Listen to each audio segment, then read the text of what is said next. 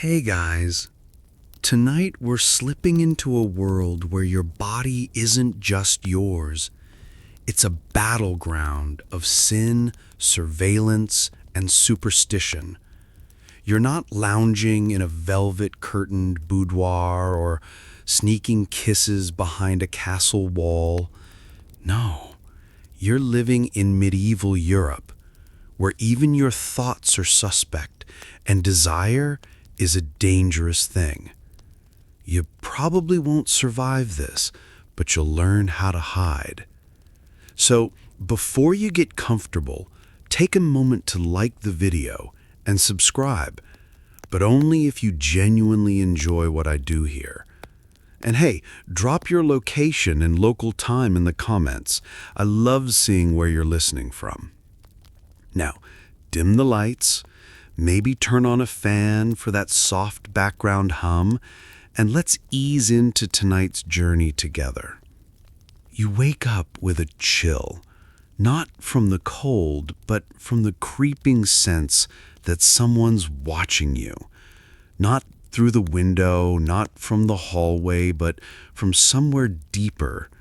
The church, the doctrine, the invisible eyes that judge your every move. You stretch, careful not to let your thoughts wander too far. Even dreaming can be dangerous.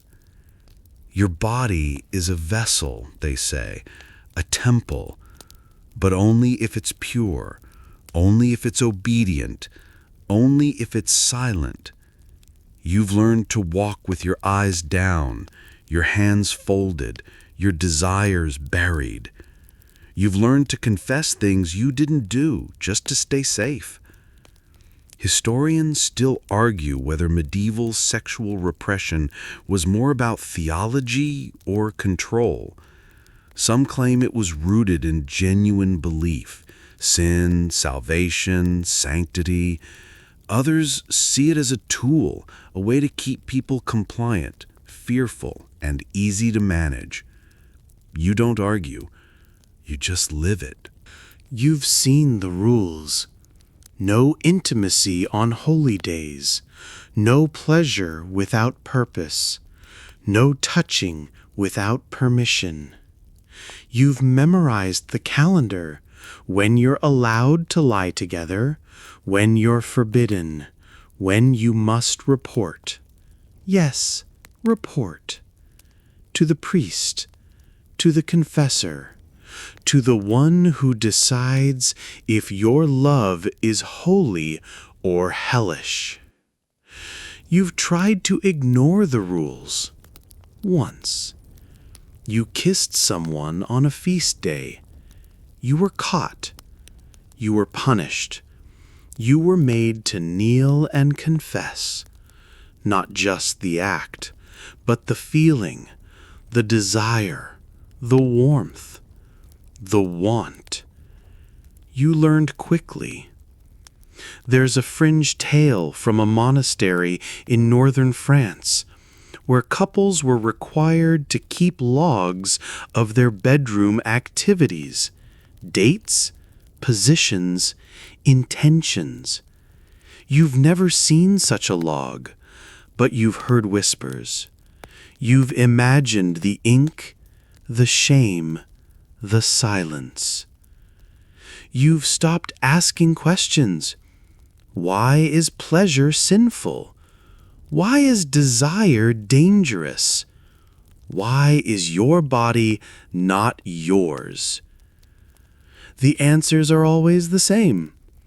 Because it is written, because it is known, because it is feared. You've seen women accused of inviting demons into their beds, not for what they did, but for how they looked. A flushed cheek, a lingering glance, a restless night. You've learned to sleep still, to breathe quietly, to hide even in dreams. You've tried to reclaim your body, a bath with herbs, a braid that feels beautiful, a whisper to the mirror, But even that feels risky. Even that feels watched. You've stopped hoping for privacy. You live in a world where the church watches your bedroom, your thoughts, your skin. You've learned to perform purity, to mimic modesty, to survive scrutiny. And still you endure. You wake each day in a world where desire is dangerous, where your body is judged, where your silence is safety. Because in this place, even your breath is a confession. You reach into your pouch and feel the dried lump of something soft, leathery, and slightly sticky. It's a frog's heart. Or at least that's what the old woman said when she handed it to you wrapped in cloth and secrecy. You didn't ask questions. You just paid her with a coin and a promise not to tell. Love charms are everywhere. Not the sweet kind with lace and perfume, but the kind that squelch, stink, and come from things that once croaked, slithered, or flew. You've heard of women wearing bat wings in their bodices, men burying toad bones under doorsteps, and couples exchanging locks of hair soaked in blood. You carry your frog heart close, hoping it will make him look at you again. Historians still argue whether these charms were remnants of pagan traditions or desperate acts of resistance. Some say they were rooted in ancient fertility rites. Others claim they were born from loneliness and fear. You believe both. You feel both. You've seen the charm woman in the market, stooped, veiled, always smelling of herbs and something darker. She sells rabbit feet for fidelity, snakeskins for virility, and powdered antlers for passion. You've bought them all. You've hidden them all. There's a fringe tale from a village near Prague where women were said to boil mouse tails in wine and drink the mixture to attract lovers. You tried it once. It tasted like regret and desperation. You didn't try it again.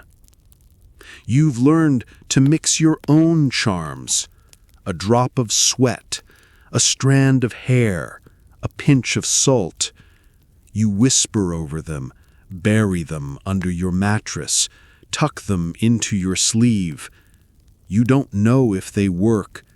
You don't care. You need them to. You've seen men wear charms too.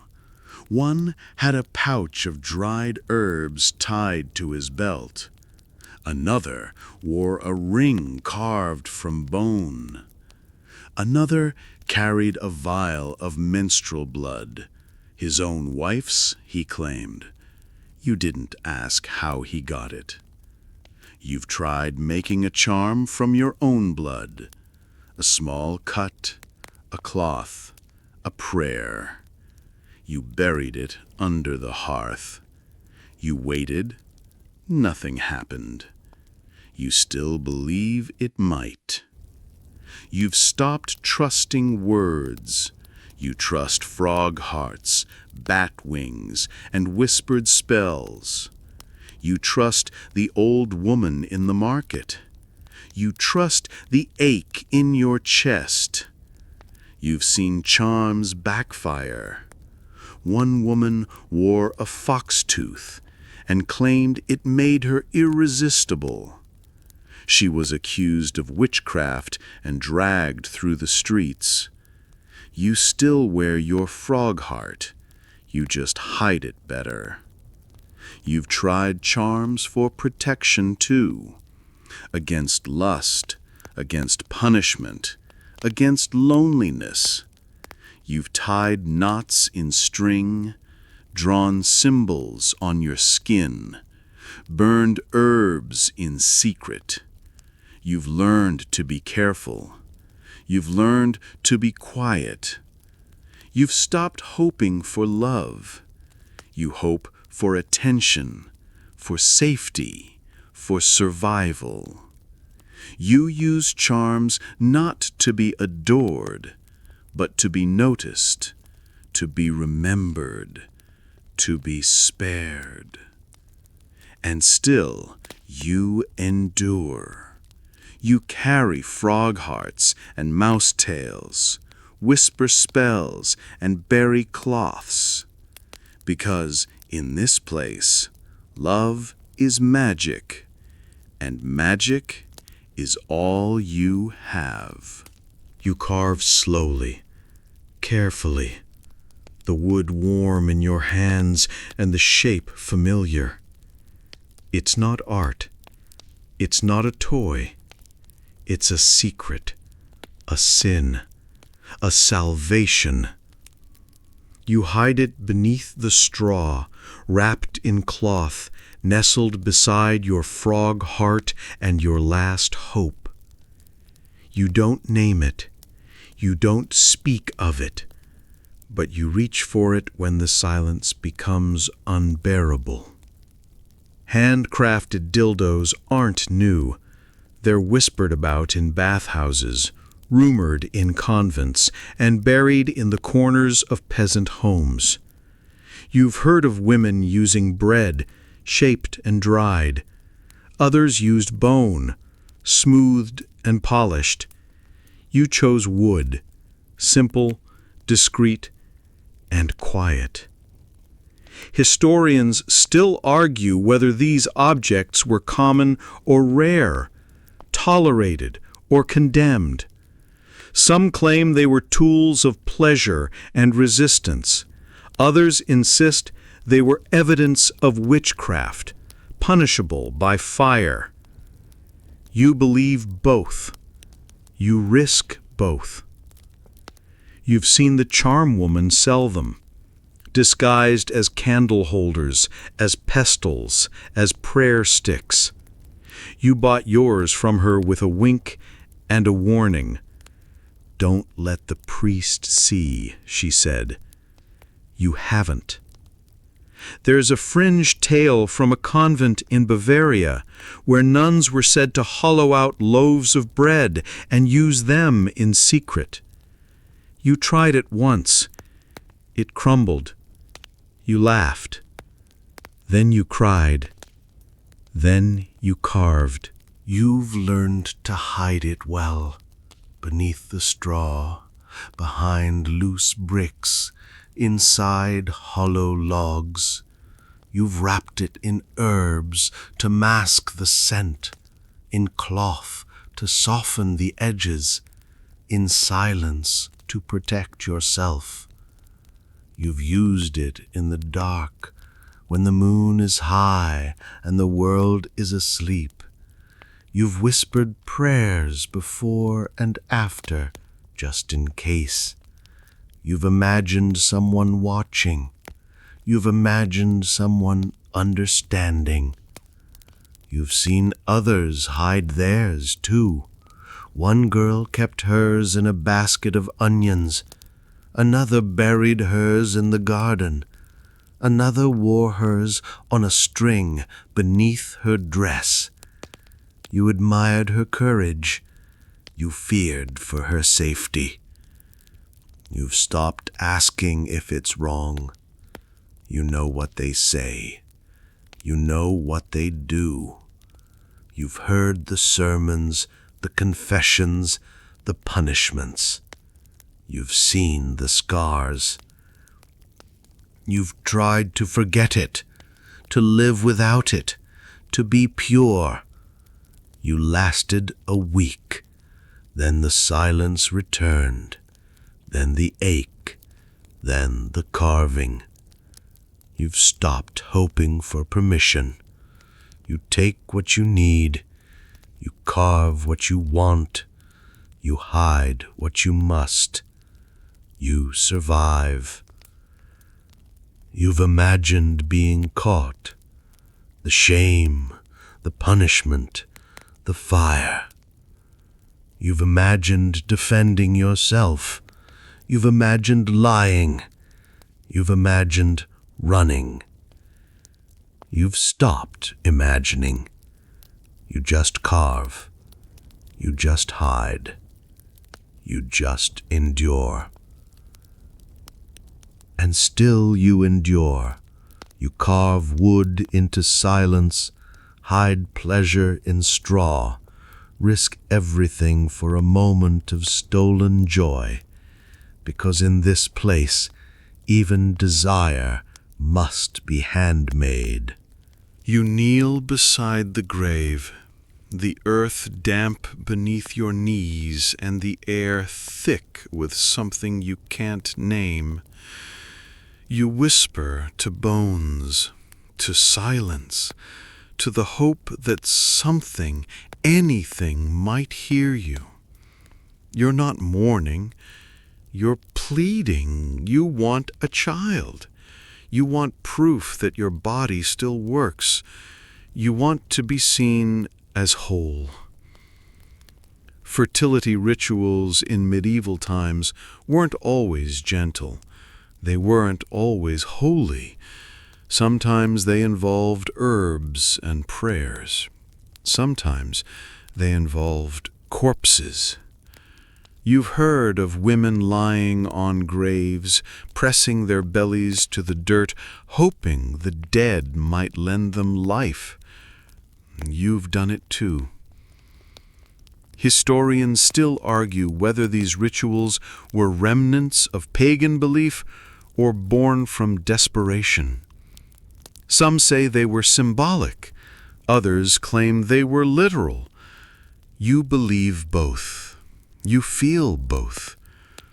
You've seen the charm woman offer grave dust, collected at midnight, mixed with wine, swallowed with a prayer.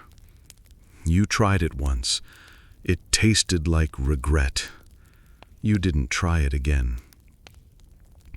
There's a fringe tale from a village near Milan where women were said to sleep beside freshly buried men, believing the lingering soul could spark conception. You've never gone that far, but you've thought about it. You've tried everything else. Herbs boiled in milk, stones warmed and pressed to your belly, prayers whispered to saints who never answer. You've bathed in moonlight, you've fasted, you've bled. You've seen others do the same. One woman carried a bone in her bodice. Another wore a ring made from coffin nails. Another drank water from a funeral chalice. You don't judge. You understand. You've stopped trusting the church. Their cures are cruel. Their prayers are empty. Their punishments are swift. You've learned to seek help elsewhere, in shadows, in whispers, in dirt. You've tried speaking to the dead, not aloud, just in thought. You've asked for help, for mercy, for a child. You've promised offerings. You've promised silence. You've stopped hoping for miracles. You hope for signs, a dream, a flutter, a warmth. You've felt them. You've believed them. You've been wrong. You've seen women punished for these rituals, accused of witchcraft, dragged through streets, buried in the same graves they once prayed to. You still kneel. You still whisper. You've stopped asking if it's right. You just want a child. You just want to be whole. You just want to be free. And still you endure. You kneel beside graves, whisper to bones, seek life in death. Because in this place, even fertility is a desperate ritual. You feel the metal before you see it. Cold, heavy, unforgiving. It's shaped to fit your body, but not to comfort it. The iron chastity belt is a symbol, they say, a promise, a protection, a prison. You wear it not because you want to, but because someone else decided you should. It scrapes your skin when you walk, pinches when you sit, bruises when you sleep. You've tried padding it with cloth, with moss, with desperation. Nothing helps. The lock clicks shut, and your body is no longer yours. Historians still argue whether chastity belts were widespread or symbolic. Some claim they were rare, more myth than reality. Others point to surviving examples, rusted and cruel. You've seen one. You wear one. You don't care what the scholars say. You've heard the reasons: to protect virtue, to prevent sin, to ensure loyalty. You've heard the jokes, too, about jealous husbands, paranoid fathers, pious guardians. None of them are funny when the belt cuts into your thighs. There's a fringe tale from a noble house in Burgundy where women were locked into belts before marriage, the keys kept by priests. You've imagined the priest. You've imagined the key. You've imagined stealing it. You've tried picking the lock, a hairpin, a nail, a prayer. You failed. You bled. You stopped trying. You've seen others wear them too.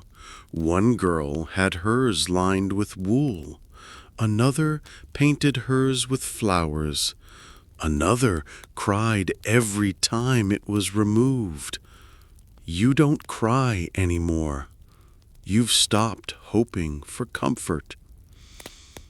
You walk slowly, sit carefully, sleep stiffly. You've learned to endure the chafing, the bruising, the silence. You've tried explaining the pain to the madam, to the priest, to the man who locked it. They smiled. They said it was for your own good. You stopped explaining.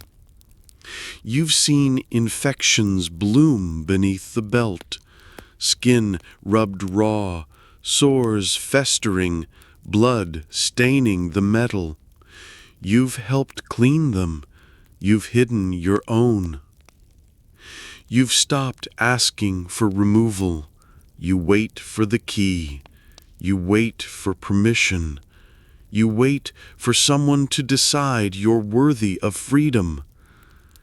You've imagined throwing it into the river, watching it sink, watching it rust, watching it disappear. You've imagined running. You've imagined breathing. You've stopped imagining. You just wear it. You just walk. You just endure. And still you endure. You wear iron on your skin, carry shame in your steps, survive control in silence. Because in this place, even your body is locked away. You press your ear to the wall and hear breathing. Not yours, not God's, but someone else's. a whisper, a sigh, a presence. The convent is quiet, but the wall is alive. You find the hole with your fingers, hidden behind a loose stone, just wide enough for a hand, just deep enough for a secret. Convent wall holes aren't in the prayer books, they're not in the sermons, but they exist. You've found one. You've used one. You felt fingers brush yours in the dark, felt warmth pass through stone, felt desire bloom in silence. Historians still argue whether these holes were accidental or intentional. Some claim they were remnants of old architecture. Others believe they were carved deliberately by nuns, by lovers, or ghosts of longing. You believe the latter. You feel the latter. You've heard stories of nuns who passed notes, who shared touches, who whispered names, of priests who reached through with blessings that felt like something else, of women who found comfort in stone and skin. There's a fringe tale from a convent in Toledo where a wall hole was said to lead to a hidden chamber used for forbidden meetings. You've imagined the chamber. You've imagined the meetings. You've imagined being brave enough to go. You've used the hole carefully. A touch, a squeeze, a silent exchange. You don't speak. You don't ask. You just feel. You just remember. You've seen others use it too. One girl left a sprig of rosemary.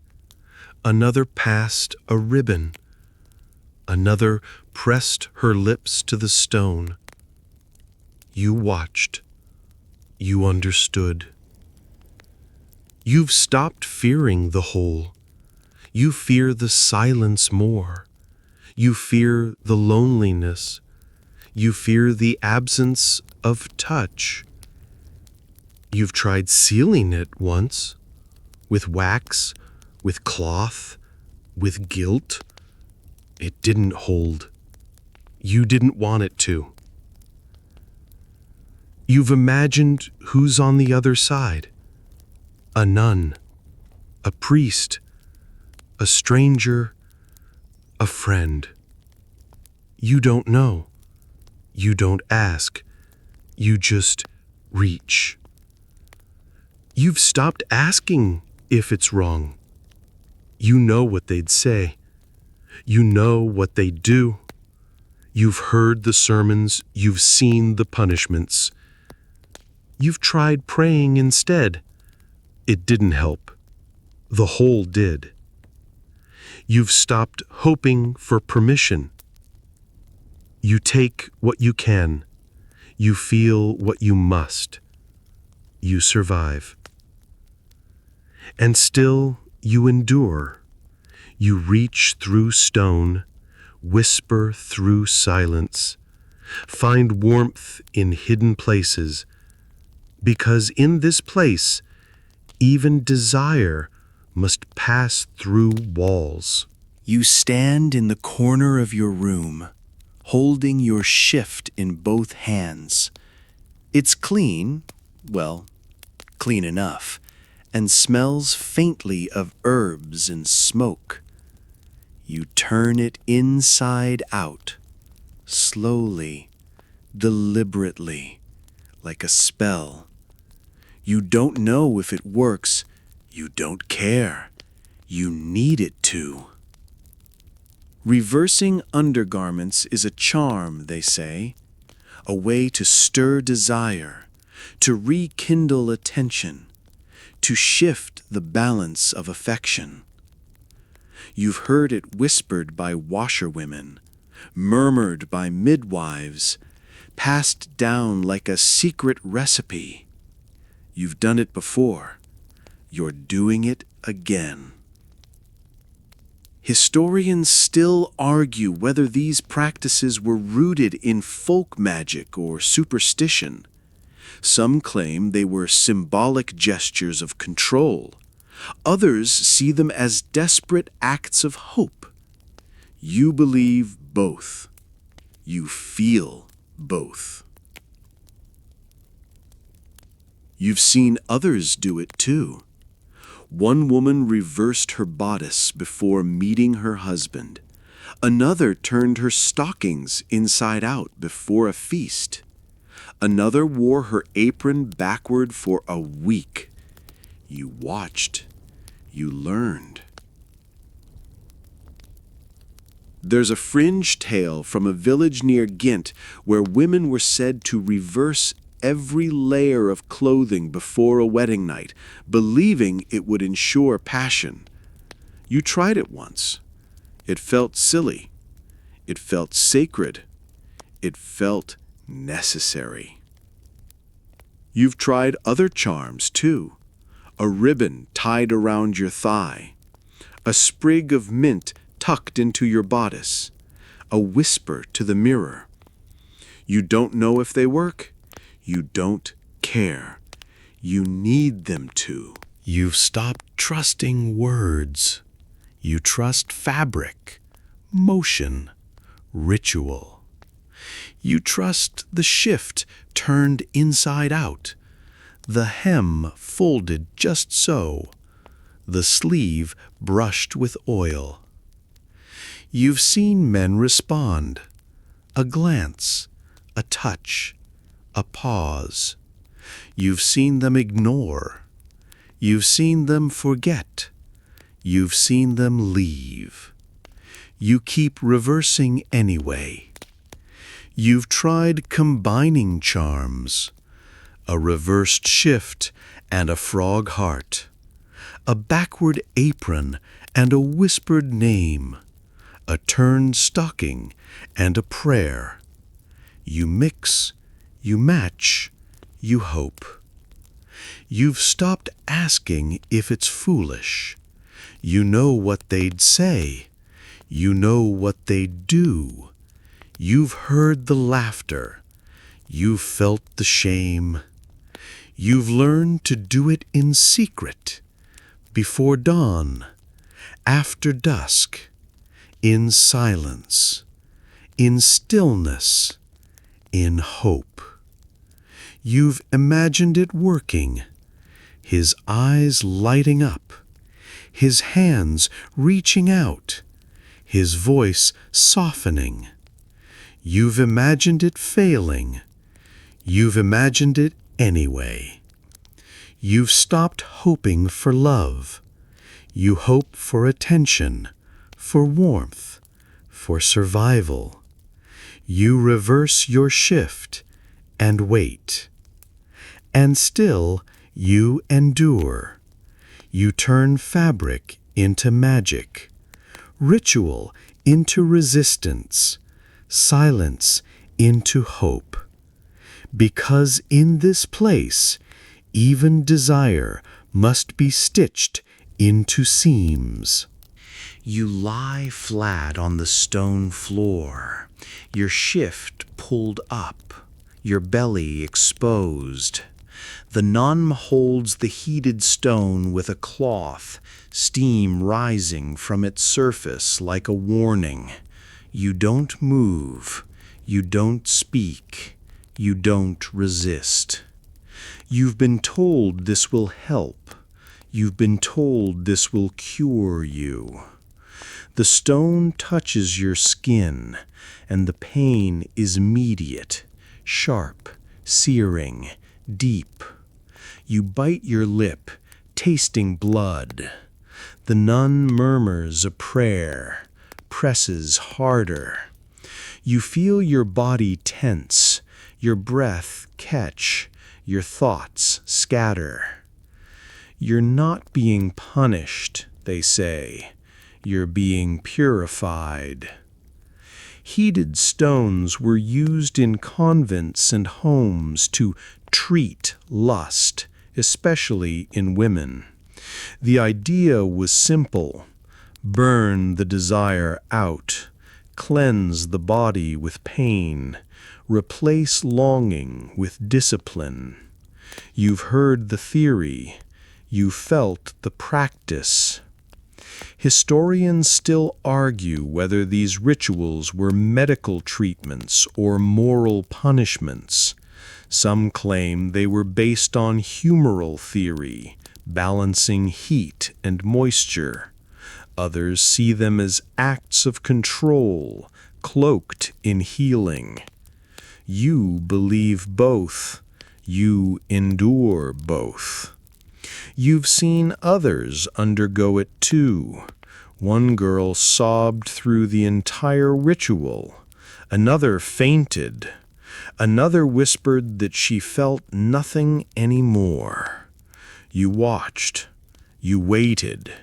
You understood. There's a fringe tale from a convent in Aragon where women were made to lie on hot tiles for hours, believing it would dry out sinful thoughts. You've imagined the tiles. You've imagined the thoughts. You've imagined the silence. You've tried other cures: cold baths, bitter herbs, fasting, flagellation. You've tried praying until your knees bled. You've tried silence until your voice cracked. You've tried obedience until your soul dimmed. You've stopped asking if you're sick. You're told you are. You're treated like you are. You're punished like you are. You've learned to accept it. You've tried hiding your desire, burying it beneath chores, beneath prayers, beneath stone. It rises anyway. It burns anyway. It survives anyway. You've seen desire punished in others: a glance, a smile, a sigh. One girl was made to sleep on cold stone for a month. Another was denied food. Another was sent away. You don't know where. You've stopped hoping for understanding. You hope for numbness, for quiet, for survival. You lie still and let the stone burn. You've imagined resisting, pushing the stone away, standing up, screaming. You've imagined it. You haven't done it. You've stopped imagining. You just lie there. You just breathe. You just endure. And still you endure. You let fire touch your skin. Let pain replace desire. Let silence become your shield. Because in this place, even longing must be burned away. You hold the cloth in your hand, damp and warm from the man's sweat. You pressed it to his neck earlier, pretending to wipe away the heat. Now you fold it carefully, tuck it into your pouch, and carry it like treasure. You'll mix it with your own blood later, just a drop, and whisper the words you've memorized but never dared say aloud. Love potions aren't made in cauldrons here. They're stitched into daily life, hidden in gestures, soaked into fabric. You've heard of women collecting sweat from lovers, blood from themselves, hair from strangers. You've done all three. You've mixed them with herbs, with wine, with hope. Historians still argue whether these practices were rooted in folk medicine or emotional desperation. Some claim they were remnants of pagan rites. Others see them as quiet rebellions against a world that denied women agency. You believe both. You live both. You've seen the charm woman sell vials of sweat, labeled, dated, whispered over. She says it must be fresh. She says it must be willing. You don't ask how she gets it. You just pay. There's a fringe tale from a village near Rouen where women were said to mix menstrual blood with wine and serve it to their husbands to rekindle love. You've never dared. You've thought about it. You've tried simpler versions. A cloth soaked in sweat, buried under your pillow. A drop of blood on a ribbon tied around your wrist. A whisper to the moon. A prayer to no one. You don't know if they work. You need them to. You've seen others do it too. One girl kept a vial of tears. Another wore a necklace made from hair. Another burned a letter soaked in blood. You watched. You understood. You've stopped trusting sermons. You trust sweat. You trust blood. You trust the rituals that feel real, even if they're forbidden. You've tried combining ingredients, sweat and salt, blood and rosemary, hair and honey. You mix carefully, chant softly, hope fiercely. You've seen love fade. You've seen attention drift. You've seen warmth turn cold. You use potions not to enchant, but to hold on, to be remembered, to be wanted. You've stopped asking if it's manipulation. You ask if it's survival. You ask if it's enough. You've imagined it working, his eyes softening, his hands lingering, his voice warming.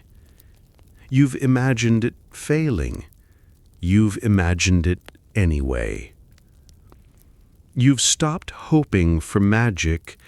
You make your own. You mix sweat and blood and silence. You whisper and wait.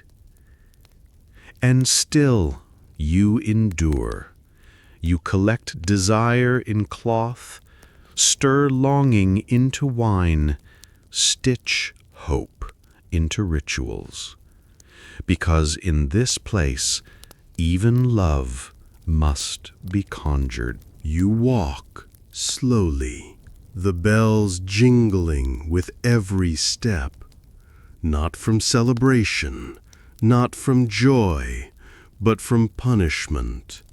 The ring around your waist is heavy, crude, and humiliating. It's attached to a chain that loops between your legs, and every movement makes it sing. You're a warning now, a lesson, a spectacle. Genital rings weren't just jewelry, they were punishment, public humiliation for adultery, for promiscuity, for being seen as too desirable.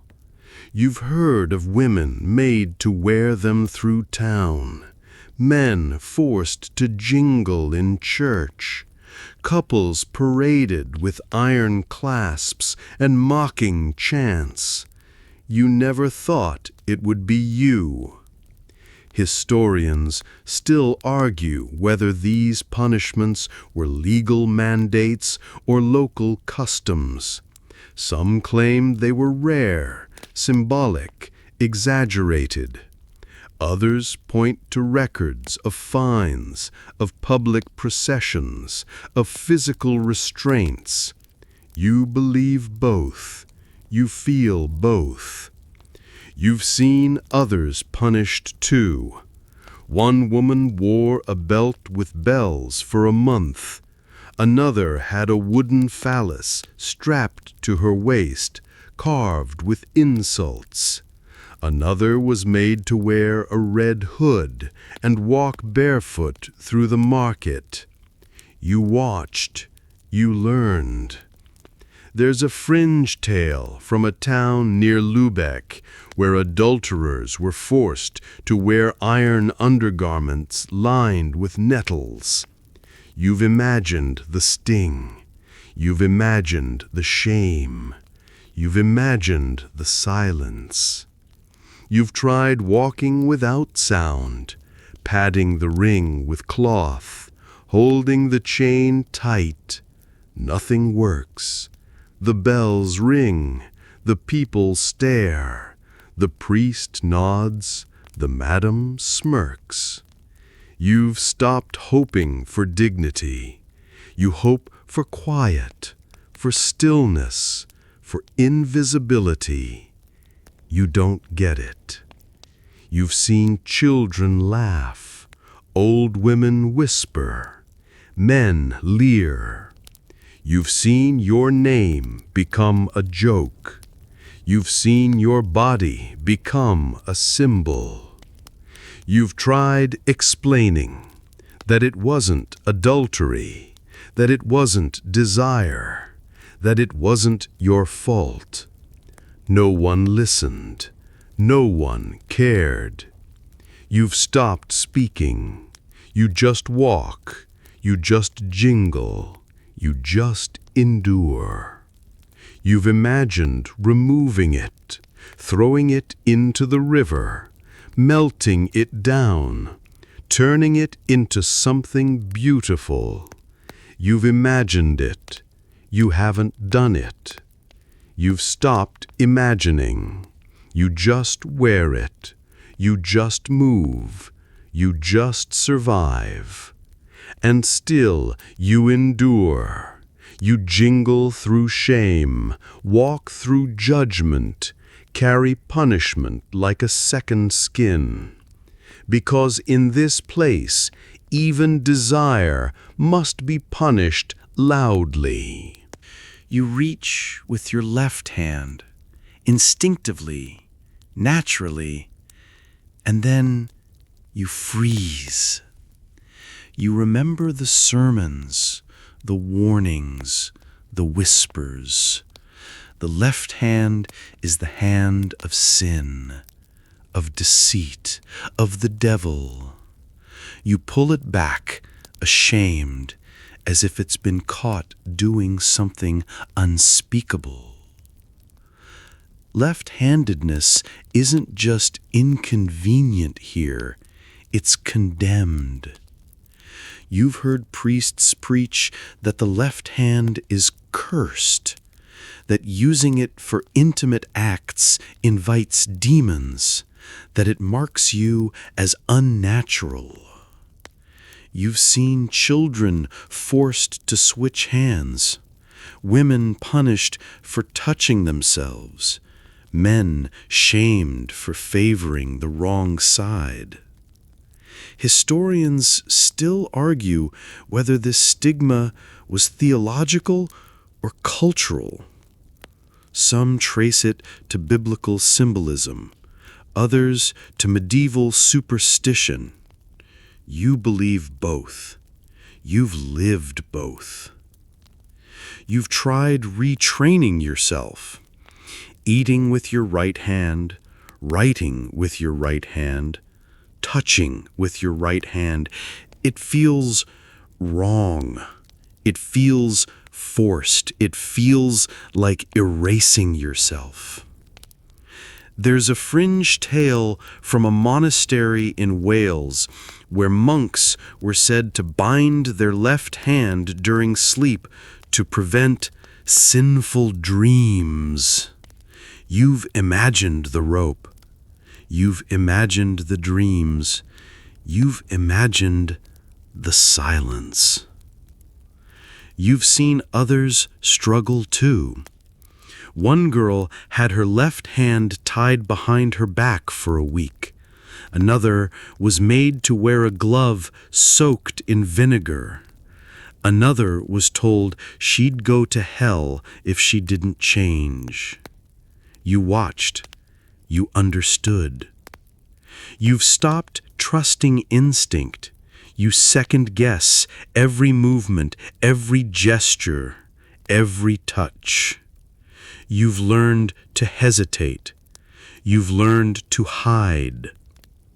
You've tried charms to purify your left hand, herbs rubbed into the skin, prayers whispered over the fingers, symbols drawn in ash. You don't know if they work. You need them to. You've seen left-handedness linked to lust, to rebellion, to witchcraft. You've seen it feared. You've seen it punished. You've seen it misunderstood. You've stopped asking if it matters. You know what they believe. You know what they'll do. You've heard the sermons. You've felt the shame. You've imagined embracing it, writing freely, touching freely, living freely. You've imagined it. You haven't dared. You've stopped imagining. You just switch hands. You just smile. You just endure. And still you endure. You hide your left hand, retrain your instincts, survive superstition in silence. Because in this place, even your fingers are judged. You sit on the edge of your straw mattress, clutching the parchment like it's a confession. In a way, it is. You're supposed to report your intimacy. When, how, why. Not to a friend, not to a healer, but to the church, to the priest who nods solemnly and asks if you followed the calendar. Church rules don't stop at the chapel door. They follow you into your bedroom, into your marriage, into your most private moments. You've memorized the forbidden days, Sundays, feast days, fast days, holy days. You've learned which positions are allowed, which are sinful, which are punishable. Historians still argue whether these rules were enforced strictly or symbolically. Some claim they were guidelines, others insist they were mandates. You believe both. You've been punished for both. You've seen the calendar, a parchment pinned to the wall, marked with crosses and warnings. You've seen couples whisper over it, calculating when they're allowed to touch. You've seen lovers wait weeks, months, seasons. You've seen desire turn to silence. There's a fringe tale from a village near Salzburg where couples were required to confess their sexual acts monthly with details. You've imagined the confessions. You've imagined the shame. You've imagined the silence. You've tried following the rules. You've waited. You've prayed. You've obeyed. You've felt your body ache with longing, your heart shrink with guilt, your spirit dim with obedience. You've seen others break the rules. One woman was caught on a feast day. Another was accused of using the wrong position. Another was punished for enjoying it too much. You watched, you learned. You've stopped asking if it's natural. You know what they say. You know what they believe. You've heard the sermons. You've felt the judgment. You've tried hiding your intimacy, whispering in the dark, touching in silence, loving in fear. You've learned to be quiet. You've learned to be careful. You've imagined a world without the calendar, without the parchment, without the priest. You've imagined freedom. You've imagined joy. You've imagined being whole. You've stopped imagining. You just count the days. You just follow the rules. You just endure. And still, you endure. You report your desire, schedule your love, survive intimacy by decree. Because in this place, even pleasure must be approved. You wake breathless, your shift damp, your heart racing. You don't remember the dream, not fully, but you remember the feeling, the warmth, the touch, the presence. And now you're afraid, not of the dream itself, but of what it means, of what they'll say, of what they'll do. Demonic sleep encounters are more than superstition here. They're accusations. You've heard of women blamed for inviting spirits into their beds, for seducing demons in their sleep, for waking with flushed cheeks and guilty hearts. You've seen the fear. You've felt it. Historians still argue whether these beliefs were rooted in theology or misogyny. Some claim they were warnings against temptation. Others see them as tools to control female desire. You believe both. You fear both. You've heard the sermons that dreams are doorways, that lust is a demon's whisper, that pleasure in sleep is proof of sin. You've tried sleeping still, breathing shallow, thinking holy thoughts. It doesn't help. There's a fringe tale from a convent near Avignon where nuns were made to sleep with holy relics to ward off nocturnal temptation. You've imagined the relics. You've imagined the temptation. You've imagined the silence. You've seen others accused. One girl woke crying. Another woke smiling. Another woke screaming. They were questioned. They were punished. They were watched. You've tried explaining that dreams aren't choices, that sleep isn't sin, that warmth isn't wicked. No one listened. No one believed. You've stopped speaking. You just wake quietly. You just hide your shift. You just endure.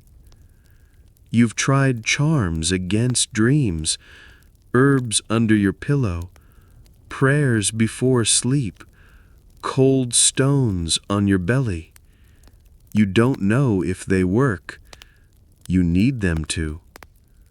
You've imagined being free to dream, to feel, to wake without fear. You've imagined it. You haven't dared. You've stopped imagining. You just sleep. You just wake. You just survive. And still you endure.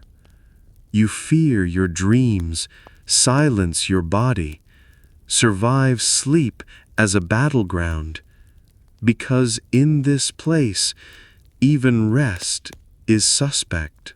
You light the candle with shaking hands, shielding the flame from the draft. It's not for prayer, it's not for light, it's for you, a small ritual, a quiet rebellion, a moment of control in a world that takes everything. You sit beside it, braid your hair slowly, deliberately, like a spell. Quiet resistance isn't loud here. It's not banners or speeches or escape. It's rituals. It's secrets. It's claiming your body in ways no one sees. You've learned to move gently, to choose herbs with care, to perfume your skin, not for them, but for you. Historians still argue whether these acts were conscious rebellion or unconscious survival. Some say they were expressions of agency. Others see them as coping mechanisms. You believe both. You live both. You've seen others do it too. One girl painted her nails with berry juice. Another wore a ribbon no one gave her permission to wear. Another sang to herself while scrubbing the floor. You watched. You understood. There's a fringe tale from a brothel in Palermo where women were said to perform nightly rituals, candles, herbs, whispered names, to reclaim their bodies before sleep. You've imagined the rituals. You've performed your own. You've tried different ones. A sprig of mint behind your ear, a braid tied with twine, a cloth soaked in lavender tucked into your bodice. You don't know if they help. You need them to. You've stopped asking for permission. You light the candle, you braid your hair, you whisper your name, you reclaim yourself. You've seen resistance punished. A girl caught with a charm was beaten. Another found with a hidden mirror was shamed. Another who danced alone was locked away. You still resist, quietly. You've tried writing, scratching words into wood, whispering poems to the straw, imagining someone listening. You don't know who. You don't care. You've stopped hoping for freedom. You hope for moments, for rituals, for breath. You find them in candlelight, in braids, in silence. You've imagined being seen, not as a sinner, not as a body, but as a person. You've imagined it, you felt it in these small acts. You've stopped imagining. You just light the candle, you just braid your hair, you just endure. And still, you endure. You resist in whispers, reclaim in rituals, survive through softness. Because in this place, even rebellion must be quiet. You sit by the window. The candle burned low, the air thick with the scent of rosemary and ash. You've survived another day, another ritual, another silence. You braid the last strand of your hair, not for beauty, not for anyone else, but for you. It's your final act before sleep, your final claim. Survival here isn't dramatic. It's subtle. It's stitched into seams, whispered into walls, hidden in gestures. You've learned to endure not by fighting loudly, but by refusing to disappear. You've turned shame into ritual, punishment into rhythm, silence into strength. Historians still argue whether medieval women found agency in these small acts, or were simply adapting to oppression. Some say they resisted, others say they coped. You believe both. You've done both. You've seen others survive too. One girl carved symbols into her bedpost. Another kept a pouch of herbs no one could touch. Another hummed a tune only she knew. You watched. You learned. You joined them. There's a fringe tale from a convent in Brittany where women were said to stitch secret messages into their habits, threads of resistance woven into obedience. You've imagined the stitches. You've imagined the messages. You've imagined the courage. You've tried your own forms, a charm sewn into your hem, a prayer whispered backward, a smile that means something else. You don't know if they matter. You need them to. You've stopped asking for escape. You find freedom in moments, in rituals, in breath. You survive by refusing to vanish. You've seen others fade. You felt yourself fading. You've fought it with lavender, with braids, with candlelight. You've fought it with memory. You've imagined being whole, being free, being untouched by shame. You've imagined it. You've built it in pieces. You've stopped imagining. You just live. You just resist. You just endure. And still, you endure. You survive through softness, through ritual, through quiet rebellion, because in this place, even survival must be stitched into silence. You lie back now, the candle flickering low, the braid resting gently against your shoulder. The room is quiet, not the kind of quiet that threatens, but the kind that soothes. You've done enough for today. You've survived the rituals, the rules, the watching. You've carved out a space for yourself, even if it's small, even if it's secret. The straw beneath you is familiar. The scent of herbs lingers in the air. You breathe slowly, deeply, letting the rhythm of your own body remind you that it's still yours.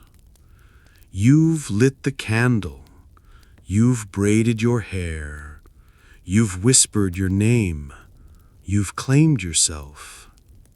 Outside, the world still turns. The church still watches. The rules still echo. But here, in this moment, you are untouched. You are whole. You are quiet. You close your eyes, not to escape, but to rest. You've earned it. You've endured the iron, the stone, the shame. You've survived the frog hearts, the sweat charms, the jingling rings. You've found softness in the harshest places. So, let the fan hum, let the candle burn low. Let the silence wrap around you like a blanket. You've made it through the night. You've made it through the story. You've made it through yourself. And now you sleep